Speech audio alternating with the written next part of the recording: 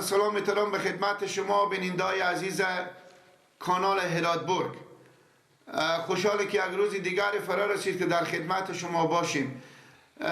بینندگان عزیز، دم خانه که شما مشاهده میکنیم اینجا همین خانه است که یک بیوزن اینجا زندگی میکنم و چند روز پیش ما اینجا یک برادر کمک کرده بیدم برای از اینا. بالاخره دو برادر دیگه که سر اسم از اینا به نام میمه از کشور آلمان به زی مسکینا مبلغ 100 یورو که 9100 افغانی شد به زی مسکینا کمک کردن. خب یواش یواش میریم داخل خونه تا آخر برنامه همراه ما باشیم.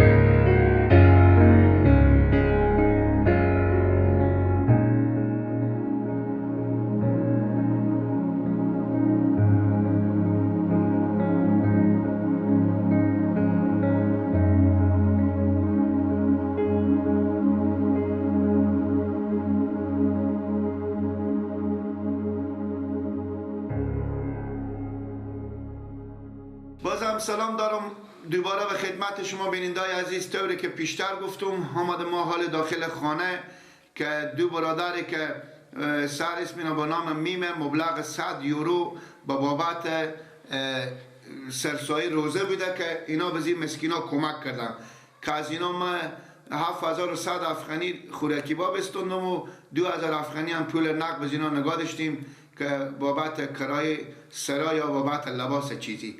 تشکری میکنیم از این دو برادر. خداوند اینا را 1000 سال عمر بده.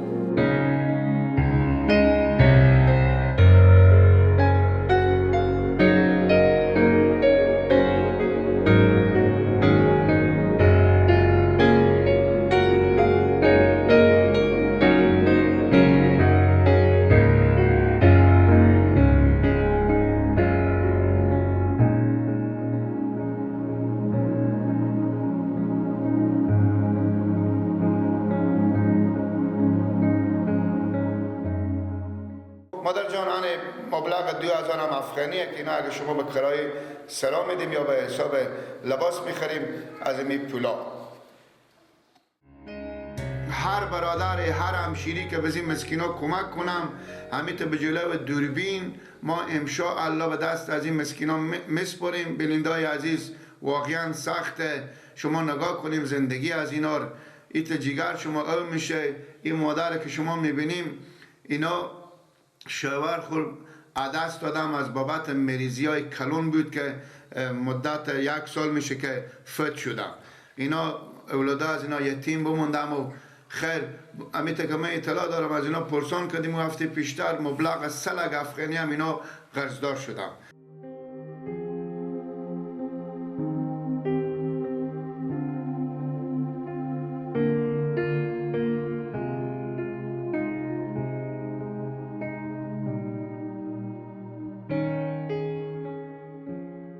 خب ناگزیریم که با شما خداحافظی کنیم. بینندگان عزیز، تا به فردا شب شما رو به الله پاک نازنین میسپاریم. خدا حافظ و نگهدار شما.